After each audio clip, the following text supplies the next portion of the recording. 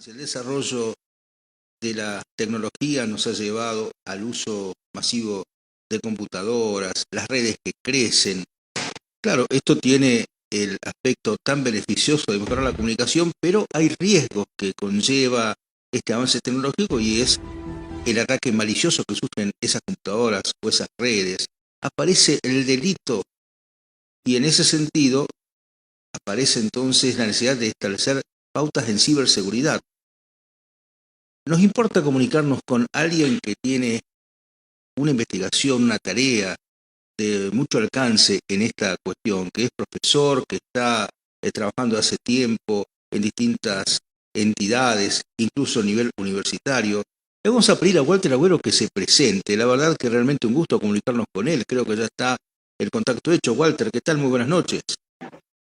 Hola, muy buenas noches. Un gusto saludarlo y gracias por esta nota.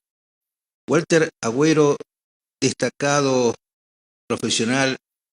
Dije que sería buena una presentación porque hay un currículum amplio, pero me gustaría el eje principal que puedas definir de todo lo que es tu trayectoria y por qué, y esto es una pregunta de tipo personal, te introdujiste en este tema, qué es lo que te interesó, te entusiasmó fundamentalmente de esta cuestión.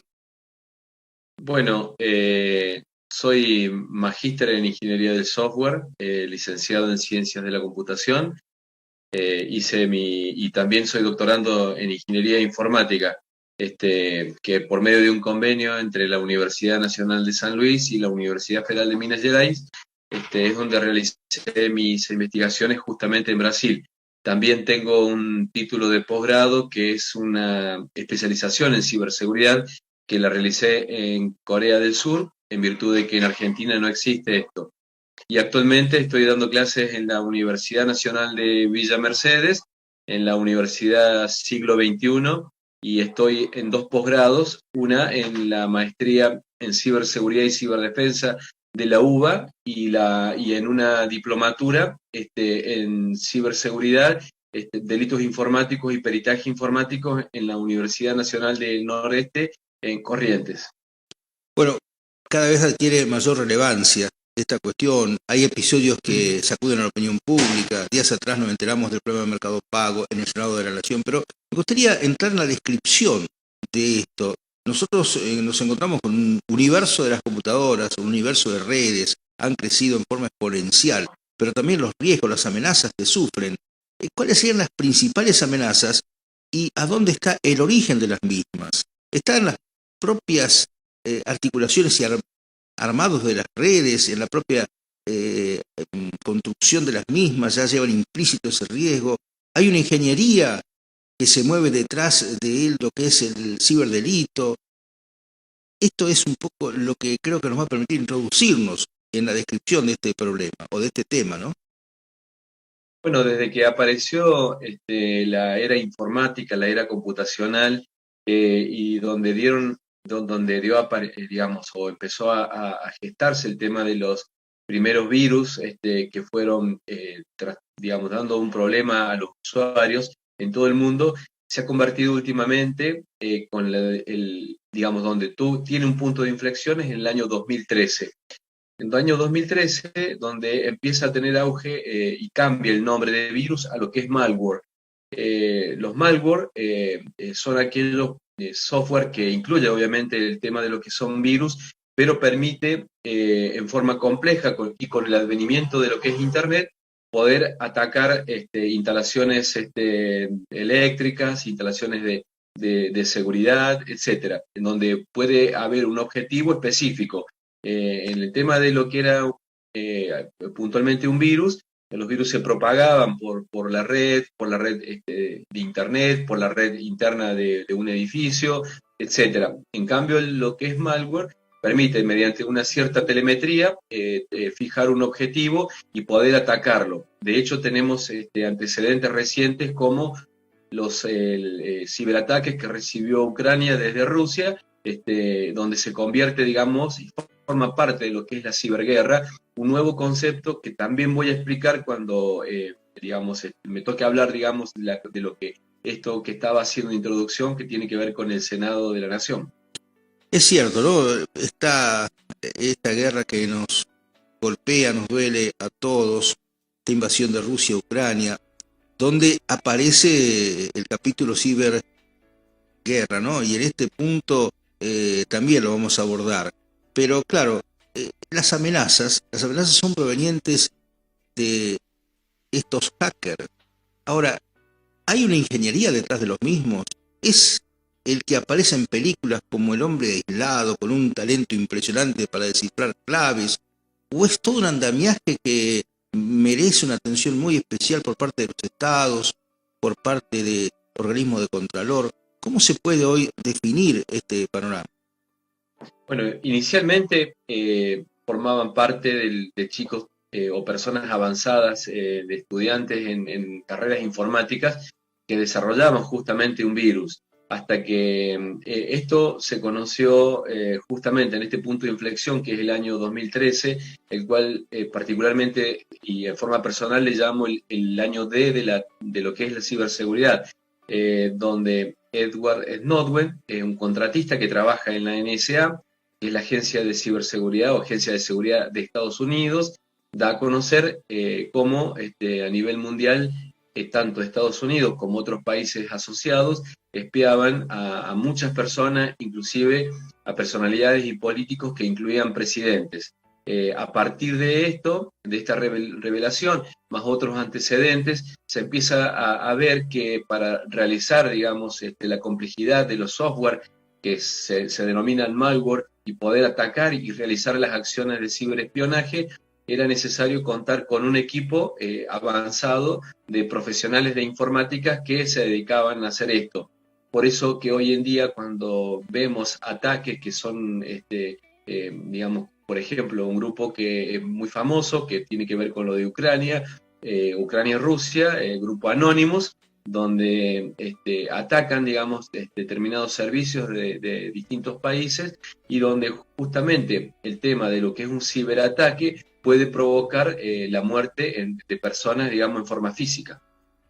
Bueno, el tema del hacker está, por supuesto, siendo un problema. Vamos a lo que es la situación de un individuo común, tiene su computadora, trabaja en su hogar. ¿Qué precauciones tiene que tomar frente a lo que puede ser una amenaza? Uno puede ser a veces afectado por un virus, pero puede ser afectado también por una intromisión. ¿Cómo puede hacer el ciudadano común, ¿no?, para protegerse de lo que puede ser este tipo de situaciones?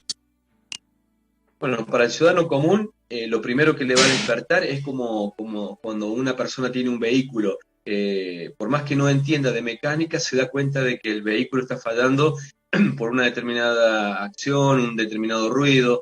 El usuario de una computadora con una conexión de internet se da cuenta que en algún momento le funciona lento su equipo, y obviamente si no dispone de un software original como sistema operativo y no dispone de un antivirus original, que sería versión paga, digamos, que es lo mínimo para poder estar en internet, realmente puede tener complicaciones. Y complicaciones de tal modo que en el tema del local, que sería el ciberdelito, podría ser pasible de ser víctima de cualquier, digamos, acto de ciberdelincuencia.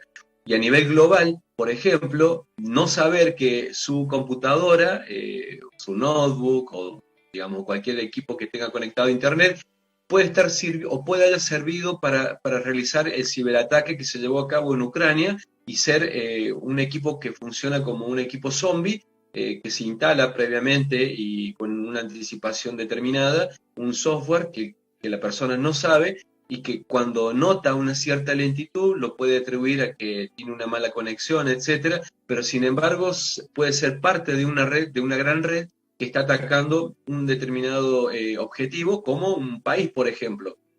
O sea, un síntoma podría ser una lentitud, ¿no? Eso es lo que podría ser algo que caracterice esta intromisión indebida que puede haber en una computadora.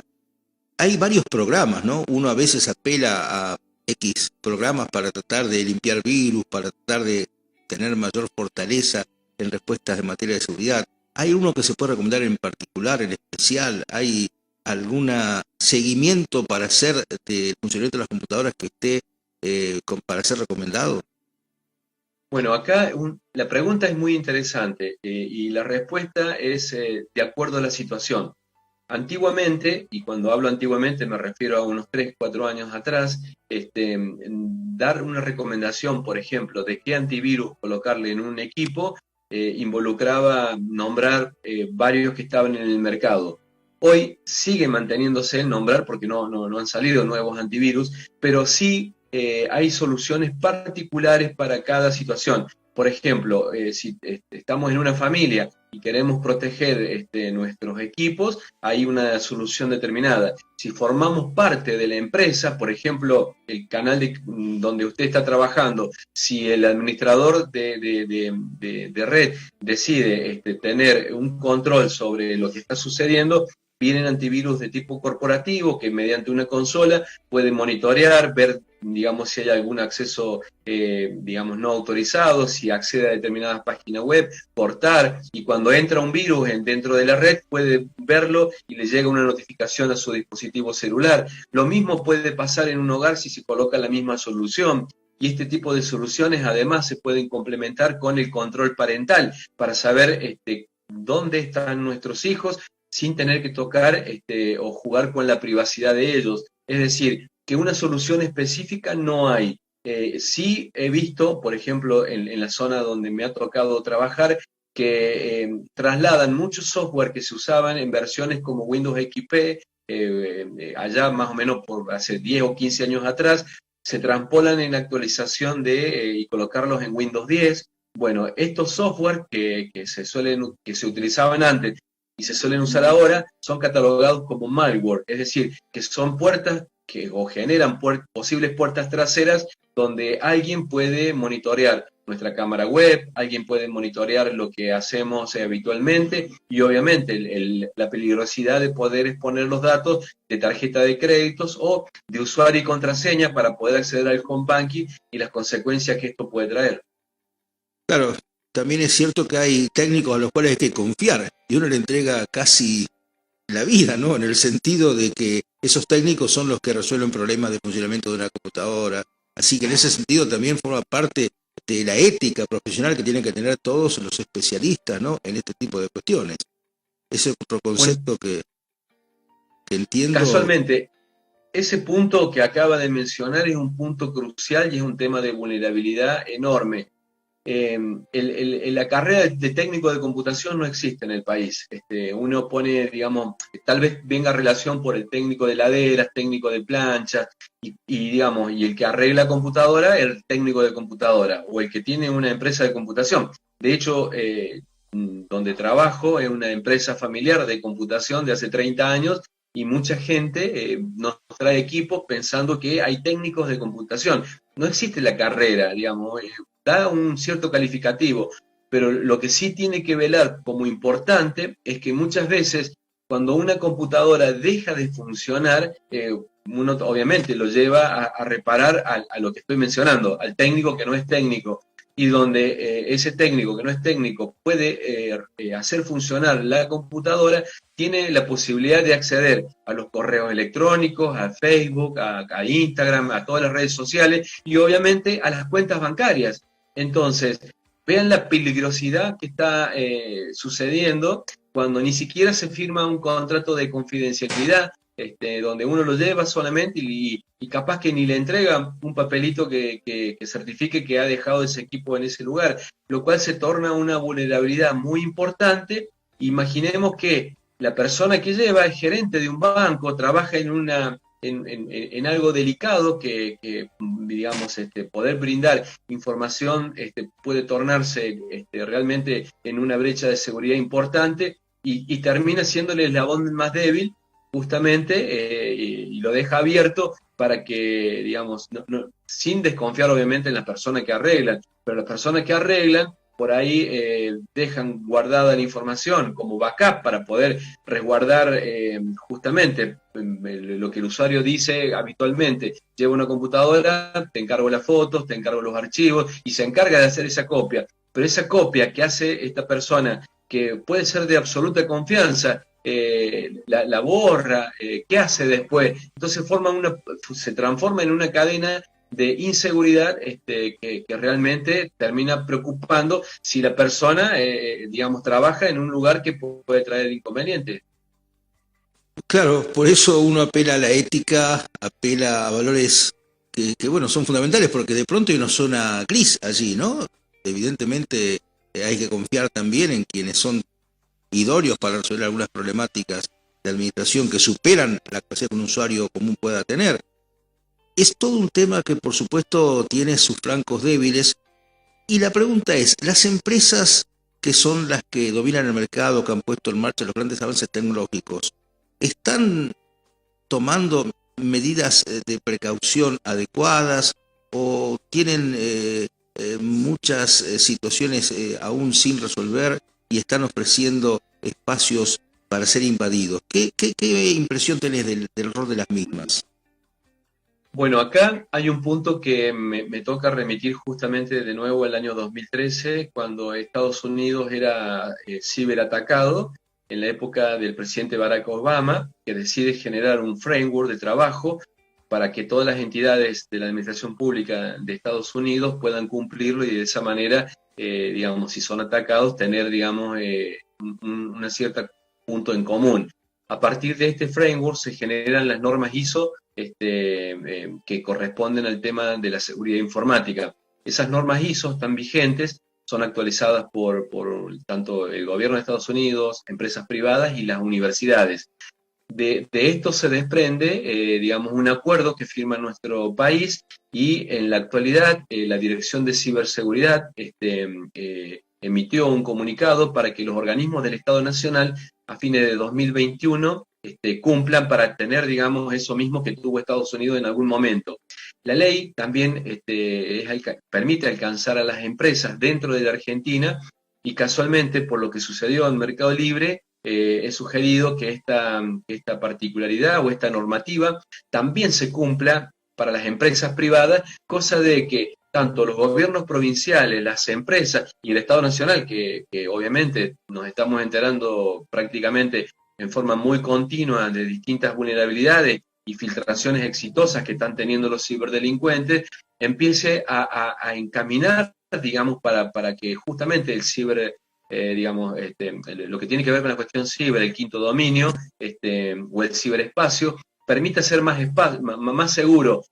Obviamente que los ciudadanos comunes, que también me considero porque uso las plataformas de fintech como la de Mercado Pago, como las de bancos, puedan ser seguras, pero evidentemente con la mirada tal vez que donde se minimiza el tema de la ciberseguridad, porque las empresas, yo particularmente y mi impresión particular, contratan obviamente para solucionar temas puntuales que tienen que ver con la ciberseguridad, pero la ciberseguridad no es eso. La mirada de ciberseguridad es una mirada macro que desprende muchas cuestiones y donde, por ejemplo, me da pena saber o leer en diarios digitales como lo que sucedió hace 2 días, donde se dio a conocer la información puntual que se habían robado en el Senado de la Nación y donde estuvo disponible a partir de este sábado que acaba de pasar y donde justamente las noticias cuentan de que todavía no se sabe por dónde se entraron los hackers, qué fue lo que se robó y de dónde es, o sea, no se sabe absolutamente nada. Y eso es un área de la ciberseguridad que se llama Digital Forensic, que es muy superior a lo que sería lo que es la cuestión de peritaje informático, y bueno, todavía estamos en veremos porque no, yo particularmente creo, no se ha tomado el tema de la ciberseguridad como lo que es. Y vuelvo a repetir, en Argentina no existe esta carrera que es de índole universitaria y que tampoco se les consulta, particularmente a los 12 argentinos que tuvimos la posibilidad de ser becados por nuestro país casualmente y donde ninguno tiene una injerencia puntual, más que alguno que otro tiene una participación de estar trabajando en determinadas áreas críticas de ciberseguridad de nuestro país, pero no tienen el poder de decisión. Es decir, que las personas que saben solamente por ahí pueden colaborar, pero no tienen el poder de decisión. Y eso creo que es fundamental para poder instrumentar algo que se cumpla no solamente en el Estado Nacional, sino que también en los estados provinciales y las empresas. porque de ahí se desprende fácilmente una cobertura y ayuda para todos los ciudadanos. Importante lo que estás planteando. El Estado va a tener que arbitrar medidas, establecer como políticas de Estado, ¿no? Todo lo que tiene que ver con defender la seguridad informática, que no es lo mismo que seguridad de información, ¿no? Son dos cosas distintas, ¿no? La cuestión, en este sentido, hay que abordarla como un tema de mucha preocupación. Que el Senado mismo haya sido afectado, estamos hablando de una vulnerabilidad muy preocupante. Pero ¿cuántos usuarios a veces son afectados en su operación bancaria? Les hackean la cuenta, le sacan importantes volúmenes de dinero de sus cuentas y el banco se desentiende a veces y lo deja librado a la buena de Dios, a un juicio que puedan hacer a través de algunos profesionales del derecho que de pronto encuentran algún camino para tratar de recuperar parte de sus ahorros al menos, y muchas veces fracasan. Así que en ese sentido, ¿qué se le puede decir a aquel hombre o mujer que va con su tarjeta, con su plástico a un banco, una operación, o aún sin utilizarla, es hackeada por algún mecanismo? ¿Qué se le puede recomendar al respecto? Bueno, primero, desde el punto de vista macro que involucra la ciberseguridad, decir que, por ejemplo, y veamos, vamos a ver traspolado dos realidades distintas. Una es el ciberataque que tuvo el Senado, como otros que han tenido la Administración Pública Nacional, y donde no se sabe, no se puede encontrar o encontrar el punto de trazabilidad para encontrar los culpables. Eso a nivel internacional se trata de combatir y cuando se encuentra se combate. Y por otro lado, en el modo local tenemos el tema de lo que es ciberdelito, donde tenemos la persona, sabemos a qué cuenta fue a parar el dinero que se acaba de robar, es decir, tenemos la evidencia, tenemos el acto delictivo, tenemos dónde está el dinero y tenemos la flaqueza de no poder hacer nada y la víctima solamente se lamenta y tiene que transitar una cuestión de, digamos, tribunales para poder ver si en algún momento tiene la fortuna de poder encontrar, digamos, o hacerse nuevamente del dinero. Yo creo que encontrar una solución macro significa, para este caso puntual, tener una mirada donde, así como tenemos áreas que son el derecho civil, el derecho penal, también deberíamos tener el derecho tecnológico para que haya jueces que con el conocimiento suficiente y equipos obviamente de trabajo que no solamente prevengan, sino que puedan actuar en forma rápida, permita a las personas que cuando sucede un hecho delictivo de ciberdelincuencia puedan comunicarse y actuar, digamos, en consecuencia. Porque vuelvo a repetir, el dinero que se extrae de una cuenta se deposita en otra cuenta. Entonces, sabemos el quit a dónde fue a parar. Y obviamente, así como cuando tenemos movimientos bancarios, tenemos que justificar ante AFIP el por qué tenemos este dinero, digamos, sucede lo mismo con el ciberdelincuente. Y el ciberdelincuente puede, por ejemplo, tener una suma importante de dinero que podrá ser usada como mula la cuenta o lo que sea, pero en algún momento digamos, el que origina todo esto tuvo contacto con esa persona que usa esa cuenta como mula. Es decir, se puede llegar al destinatario, pero, digamos, que genera esta incertidumbre de que veo que falta ese timing para poder lograr eso es lo que nosotros vemos hasta por televisión, que obviamente que es otra realidad, que tal vez en una hora de televisión, en los programas que vemos de acción, de donde se hace la denuncia, se actúa en forma inmediata y en una hora se resuelve el caso y la persona va presa. Creo que dado la cuestión tecnológica, digamos, no en una hora se puede saber, se pueden saber en cuestión de segundos en qué cuenta está ese dinero. Yo creo que hay que darle un instrumento que tiene que ver con un área tecnológica que hoy no la tenemos y que debería ser canalizado para que las personas puedan lograr recuperar ese dinero. No obstante eso, digamos, por distintos fallos que se están llevando a cabo a nivel nacional, creo que, o sea, no a nivel nacional, sino en distintas jurisdicciones. En San Luis tenemos algunas, en Córdoba, Buenos Aires, Santa Fe, creo que dan una luz de esperanza a los usuarios que han sido víctimas. No es lo que a mí me gustaría que sea rápido, porque lo veo traspolado con realidades de distintos países donde he estado, y bueno, pero al menos un camino, tal vez sea un consuelo, pero al menos un camino. Bueno, es un tema con tantas facetas, disparan tantos materiales para análisis que uno se quedaría mucho más rato hablando. Última pregunta, vinculada con esta invasión rusa en Ucrania. ¿Esta guerra está dando lugar a lo que es también la lucha a través de estos mecanismos cibernéticos? ¿Cómo se está Sin, planteando? ¿Qué tipo de mirada tenés al respecto?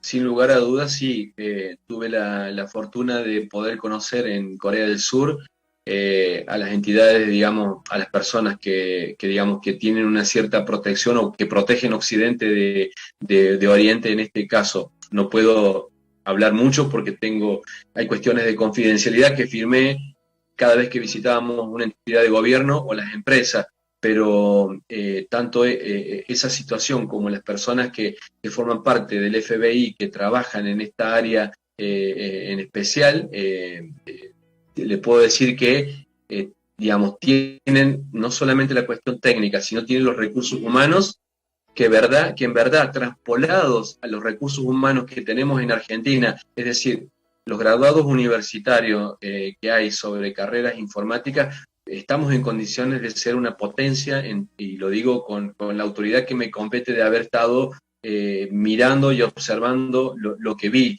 y traspolado a la capacidad de trabajo que hay de los graduados. Sin lugar a dudas, sabemos por experiencias de distintas partes del mundo que mediante ciertas acciones una ciudad se puede quedar sin luz, una ciudad puede ser alterado, digamos, alguna de las cuestiones de infraestructura crítica, se pueden, como lo que pasó en Ucrania, mediante un virus o malware que se llama ransomware, encriptar la información, como han sucedido en varios hospitales de la República Argentina, y donde se piden rescate después en Bitcoin o en criptomoneda, para perder la trazabilidad. Es decir, lo que hay que tener en cuenta, además que me sirve para introducir este concepto de ciberguerra, ¿qué pasaría si, por ejemplo, un país vecino tirara misiles contra ciudades argentinas? ¿No nos daría una cuestión de nacionalismo, de querer proteger esa infraestructura crítica? Bueno, nuestro país está siendo atacado, como las provincias están siendo ciberatacadas y están tocando justamente la cuestión que tiene que ver con estos ciberataques que se llevan a cabo sobre hospitales, sobre la aviación, sobre distintos puntos. Esto se está llevando a cabo en Ucrania. Existen software que están disponibles en Internet donde uno puede llegar a ver de qué país a qué país se están llevando a cabo estos ataques o estos ciberataques. Entonces, los grupos de inteligencia de cada país, no me cabe la menor duda que por más que haya una cuestión de enmascarar el IP para poder atacar, en los libros de ciberseguridad o de seguridad informática, los primeros libros se decía de que uno puede ocultar su número IP, que se puede ocultar a través de lo que se conoce con el nombre de VPN, que es muy recomendable para todos los usuarios, y invito a que googleen y vean qué significa una red privada virtual o VPN para proteger, digamos, los accesos cada vez que accede a su home banking. Bueno, todo esto es posible ser rastreado. De hecho, mediante una orden judicial, las empresas que brindan este ocultamiento pueden brindar esta información. Es decir, que no hay nada, absolutamente nada, que no se pueda determinar el origen y el destino de una comunicación, de un ciberataque. Entonces, creo que si bien podemos estar a esta altura de las circunstancias, particularmente en la guerra de Ucrania contra Rusia, se sabe exactamente de qué lugar físico se produjo un ataque, un ciberataque. Es decir, se puede identificar mediante, no solamente con la IP, sino buscar el geoposicionamiento para en algún momento decir, bueno, tirar un misil contra esa infraestructura crítica, que es lo que creo que está sucediendo. Walter Agüero, muchísimas gracias, muy esclarecedor, por supuesto un tema que tiene todo un desarrollo que nos merece ponerle un enfoque muy, pero muy especial, y seguramente en alguna otra oportunidad podremos comunicarnos. Desde ya, un saludo a la distancia. En este momento estás en San Luis, ¿no es cierto? En este momento estoy en San Luis Capital, sí. Un abrazo a toda la provincia y por supuesto, muchísimas gracias por esta comunicación. Muchas gracias a ustedes y un gran abrazo.